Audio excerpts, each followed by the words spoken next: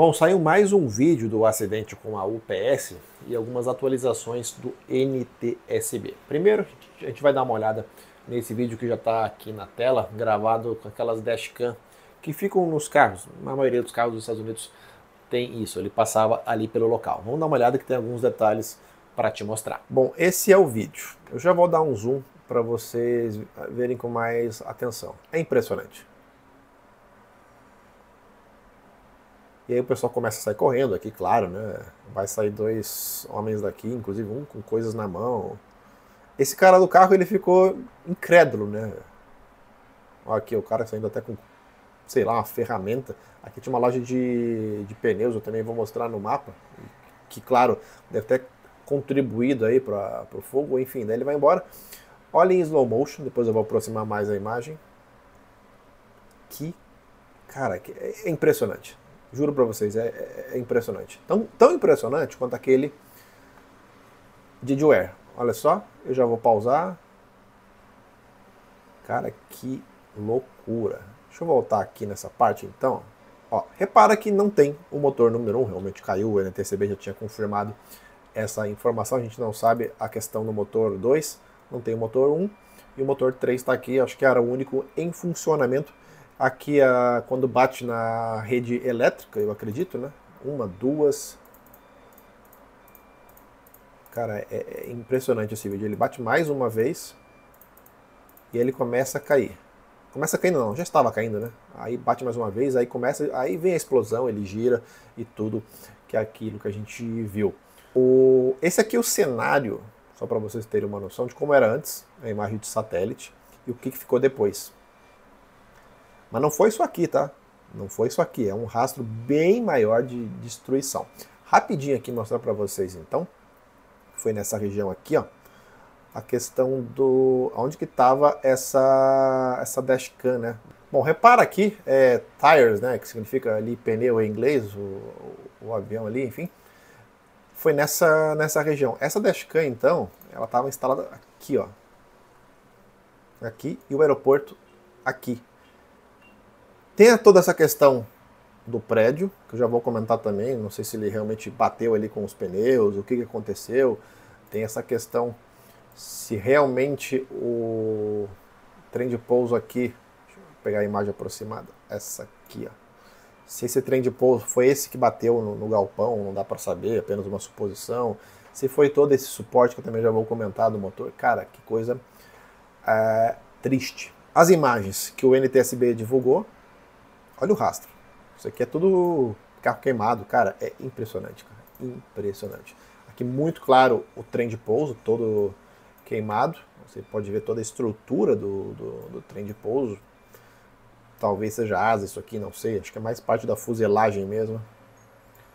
Ali debaixo da aeronave. Aqui também o trem de pouso, ó. Que borracha, né?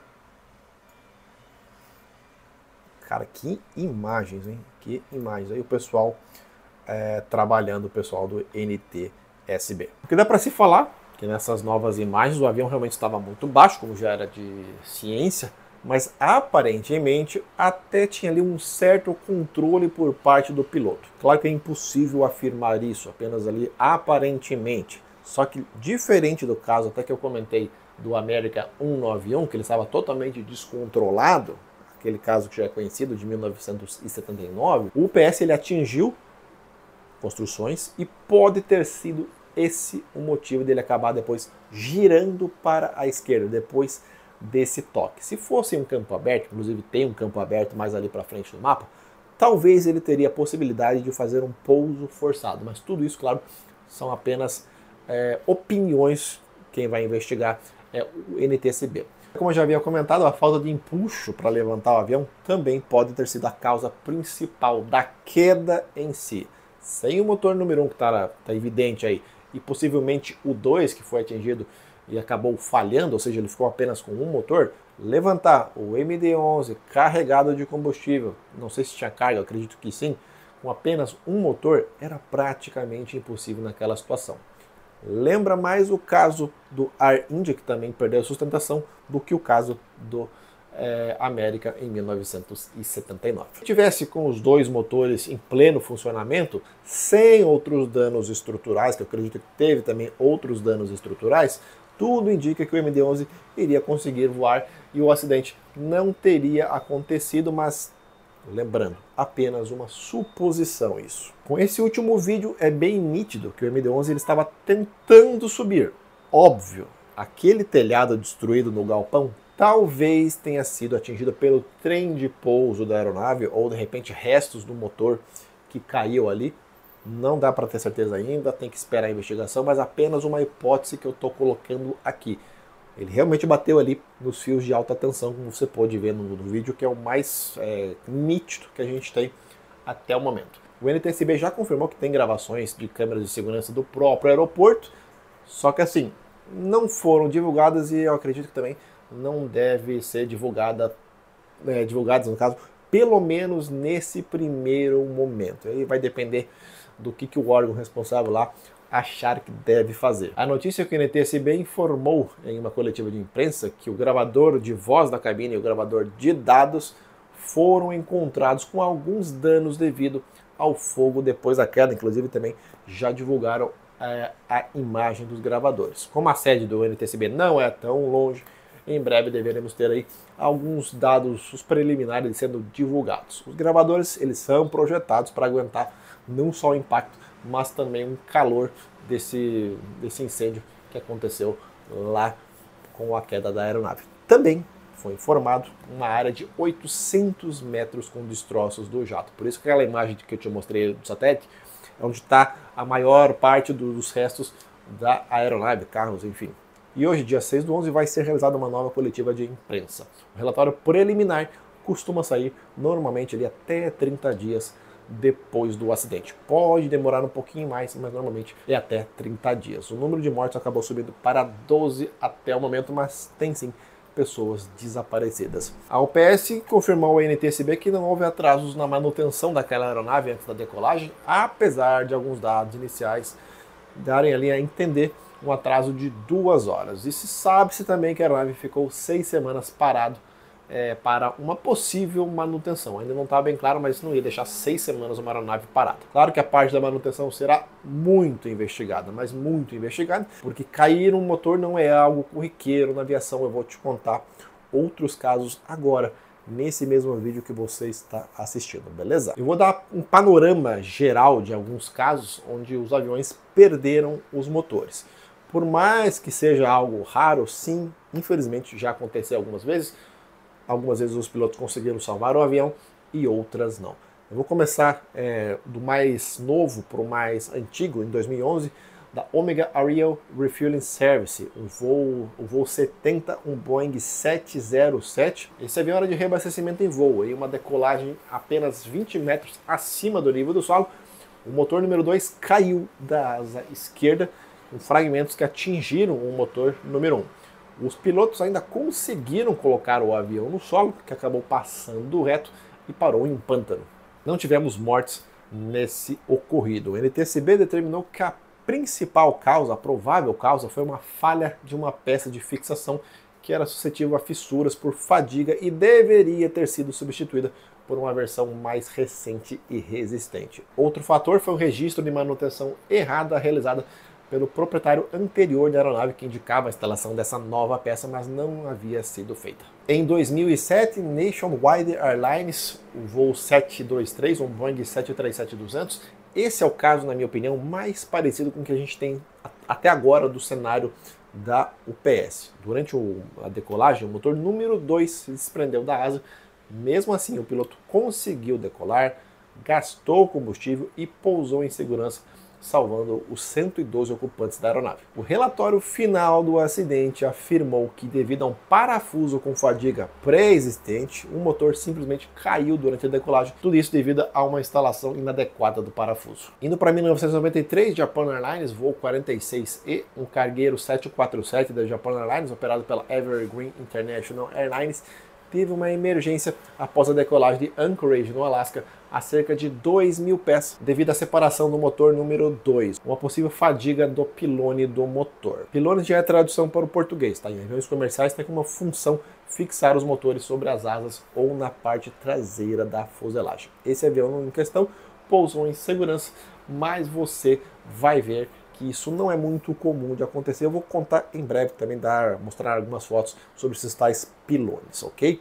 Em 1992, o El Al 1862, um 747-200, teve um final trágico. Era uma aeronave cargueira que caiu em Amsterdã, Países Baixos. Foram 47 mortes, sendo 4 tripulantes da aeronave. Após a decolagem, os motores 3 e 4 se desprenderam e caíram. O gravador de dados do voo revelou que os motores 3 e 4 e seus respectivos pilones se desprenderam da asa naquele momento antes da tragédia. A provável causa foi determinada que o projeto e a certificação do pilone do 747 mostraram-se inadequados para garantir o nível de segurança exigido até então. Isso causou fadiga e a separação do pilone do motor número 3 da asa, da mesma forma que o pilone e o motor número 4 foram arrancados do 747, outros componentes foram afetados e o avião ficou praticamente sem controle. Em 1991, um KC-135 voando ao nível 250 já encontrou uma forte turbulência causada por outro KC-135 que voava à sua frente. O avião inclinou-se a mais de 90 graus e durante a tentativa de recuperação da aeronave, os motores 1 e 2 caíram da asa. O comandante conseguiu controlar a aeronave no nível 150 e pousou em segurança. A inspeção do Stratotanker revelou que todos os parafusos que fixavam os motores à asa direita estavam rachados ou quebrados. Os engenheiros calcularam que a aeronave excedeu em 2,5 G a mais de 80% da tensão aceitável, tudo isso devido a essa manobra.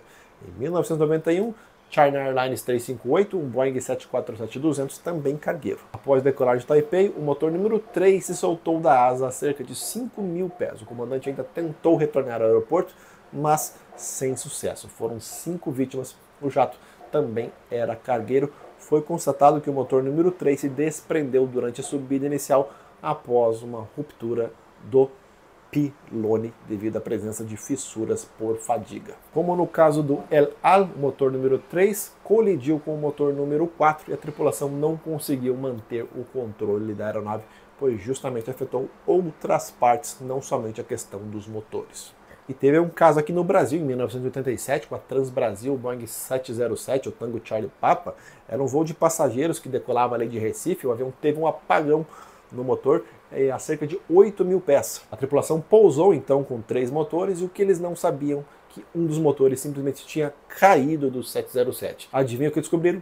O motor havia se desprendido do tal pilone do 707. O motor foi encontrado em uma área rural e por sorte não atingiu ninguém. Eu não encontrei o relatório final desse caso, mas inclusive tem foto, você já viu aqui, decolando com apenas 3 motores. Ele decolou de Recife para o centro de manutenção da Transbrasil. Foi mais leve, sem passageiro, enfim, foi todo adaptado a esse voo. Em 79 teve o caso da American Airlines, que eu já contei aqui, o voo 191, comentei acho que no vídeo de ontem. É um caso envolvendo uma aeronave, no caso da McDonnell Douglas, igual o da UPS. Como você pode notar, muitos casos têm relação com o tal dos pilones. Eu vou te mostrar. E eles foram projetados justamente para isso, para que permita essa queda, vamos falar assim, do motor em uma falha catastrófica. Afinal de contas, é menos pior você perder um motor, literalmente que ele caia, do que esse motor levar, por exemplo, um pedaço da asa junto. Você imagina se os motores e as asas fossem uma estrutura só, seria bem pior. Acho que ficou fácil para entender? Não, deixa eu te mostrar então aqui algumas imagens. A maioria dessas fotos até, inclusive, fui eu que tirei. Esse aqui é um DC-10, tudo lá em Curitiba as fotos, ó. Olha o tal do pilone aqui, ó. Você veja que o motor do DC-10 ele fica afastado, digamos assim, né? Entre aspas, da asa. Então, tem o tal do pilone. Do MD-11 é este aqui, ó. Inclusive um MD-11 da própria Varg Log. Tem uma outra foto do MD-11. Ó, olha o tamanho do negócio, ó. Então ele fica afastado. A asa está aqui, o motor está aqui. Esse aqui é de um A319 lá do governo da Venezuela. Essa foto é bem antiga, 2005 eu tirei, ó, o pilone aqui. Do 747, ó, que você pode notar, bem grande também. Olha onde fica o motor assim, em si, em relação à asa. Não fica... Fica próximo, mas não... Você consegue entender, né, essa questão do pylone do 777 também, o do 707, ó, entendeu? O motor cai, essa parte fica normalmente na aeronave justamente para ter essa proteção de não arrancar pedaço da asa e outras partes da aeronave. No caso do UPS, a gente não consegue ter certeza se o pylone ficou na aeronave ou apenas o motor caiu. Do 737-200 também, enfim, deu para entender, né? Uma aeronave mais moderna, vou mostrar para vocês aqui. Essa foto eu tirei lá em Frankfurt, dá uma olhada aqui, ó. Do Boeing 787, que é um motor muito grande, é um motor bem pesado da nova geração. Sim, os pilones eles são fortes o suficientes para segurar o motor pesado. Por exemplo, o motor, o GE9X do 777, pesa quase 10 toneladas só de motor. E os pilones evitam justamente que esse fogo também se espalhe para a asa. Ou no caso, eles são projetados para tal. Nem sempre funciona, mas são projetados para tal. Depende, claro, da forma que vai acontecer o acidente. Ao que tudo indica, na UPS não foi só apenas a queda do motor e a falha do motor número 2. Teve algo além que a gente vai ter que esperar, claro, a investigação. Eu não encontrei nenhum caso envolvendo aeronaves da Airbus ou Embraer, essa questão de pilones e motores, motor cair. Sempre lembrando que a Airbus, Boeing e Embraer não fabricam motores, tá bom? Só para título de informação. E os casos da Boeing foram todos em modelos mais antigos, como o 707, o 747-200 e o 737-200. O DC-10 era da Micro Douglas, assim como o MD-11 que caiu lá da UPS. E o acidente ainda, claro, será investigado, mas essa questão, claro, do pylone do MD-11 vai ser investigado com toda a certeza a fundo, especialmente essa questão de manutenção. Como não existem casos anteriores de motores caindo de MD-11, ainda é uma suspeita bastante importante, mas ainda é uma novidade para o NTSB um caso desse. Se fosse um 707, como a gente pode observar em alguns casos, não seria tão novidade assim, não seria tão surpresa. Devo trazer mais notícias sobre esse acidente quando sair, claro, o relatório preliminar daqui a uns 30 dias mais ou menos. Eu já te adianto que nesse relatório vai ter apenas os fatos conhecidos. Talvez tenha alguma coisa que a gente não saiba, não viu pelas imagens, que vai ser colocada nesse relatório inicial. Se sair alguma notícia muito importante nesse meio tempo, eu volto aqui para contar para vocês. E aos que se inscreveram nesse canal depois do primeiro vídeo do acidente, deu ali uns 500 inscritos, considere também assistir os outros vídeos aqui do canal. Eu não falo só de acidente, tá? Falo de vários assuntos relacionados à aviação comercial, aviação executiva. Quando tem um assunto de aviação militar, eu falo. Toda semana tem vídeo novo, quando tem demanda de notícias mais importantes também. Gostaria de lembrar aqui no final do vídeo, para não atrapalhar o seu conteúdo no meio que você acompanhou, do meu serviço de assessorias de viagens. Eu faço viagens em grupos, roteiros personalizados, entre outros serviços, tudo relacionado, claro, com viagens. Eu não sou uma agência de viagens e nem guia, beleza? Basta entrar em contato comigo, tem minhas redes sociais, meus contatos, e a gente pode conversar melhor sobre o assunto. O vídeo de hoje ficou um pouquinho mais longo, mas eu queria trazer muitos detalhes para vocês. Forte abraço, gente. Tchau.